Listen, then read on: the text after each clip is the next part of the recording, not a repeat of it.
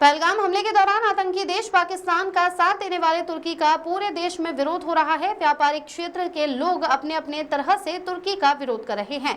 अलवर में भी पाकिस्तान का साथ देने वाले तुर्की का विरोध जारी है, जिसमें तुर्की से आने वाले सेब का यहां के थोक व्यापारियों ने पूरी तरह से बहिष्कार कर दिया है। फल सब्जी मंडी यूनियन के व्यापारी सौरभ कालरा ने बताया कि तुर्की ने भारत के खिलाफ पाकिस्तान का आतंकवाद फैलाने में साथ दिया, जिसके चलते अब मार्केट में तुर्की से आयात होने वाले सेब की बिक्री पूर्णतः बंद रहेगी।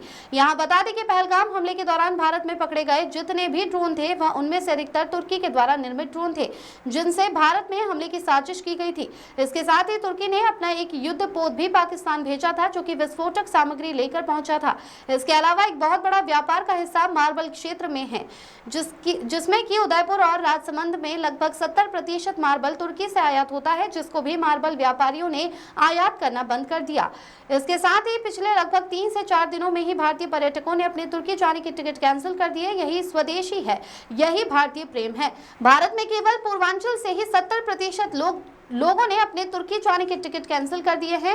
इस प्रकार से पर्यटन क्षेत्र में भी तुर्की को बड़ा झटका भारत के द्वारा मिला है।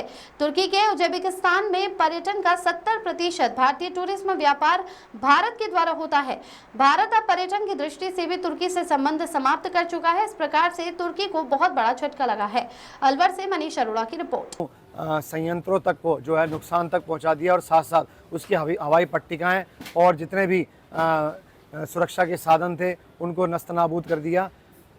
हुर्राते हुए इस स्थिति में भी तुर्की ने पाकिस्तान का साथ दिया, अपने ड्रोन वहाँ भेजे, आर्थिक रूप से उसको मदद की, जो सीधे सीधे भारतीय लोगों के लिए तुर्की जो है इस स्थिति में दुश्मन की कैटेगरी में आ गया है। और अब भारतीयों ने तुर्की को सबक सिखाने का सीधा फैसला लिया है और सबसे पहला जो कदम उठाते हुए तुर्की से जितनी भी चीज़ें इंडिया के अंदर आयात होती हैं, जिसमें अगर हम फल सब्जी मंडी की बात करें तो इसमें बहुतायत में आता है सेब। तुर्की का सेब इस समय बहुत प्रचलन में है। तो हमारे द्वारा एक सामूहिक निर्णय लेकर, हमारी पूरी यूनियन द्वारा एक निर्णय लिया गया सामूहिक रूप से, जिसमें एक मुश्त होकर एक छत्र के नीचे हमने ये निर्णय लिया कि भविष्य में इस मंडी में कभी भी तुर्की का सेब नहीं बिकेगा।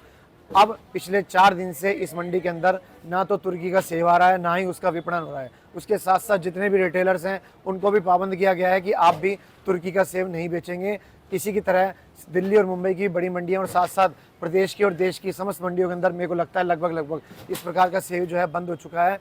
चूँकि तुर्की का सेब जो है वो तुर्की को आर्थिक रूप से बहुत सक्षम बनाता था, लेकिन अब उसमें हमने अल्टरनेट के रूप में वाशिंगटन का सेब, कैलिफोर्निया का सेब और उसके साथ साथ साउथ अफ्रीका और हमारा भारत देश का जो कश्मीर का सेब पड़ा है उसको हम उपयोग में ले रहे हैं। तुर्की को सेब को हमने बैन कर दिया, बंद कर दिया जी।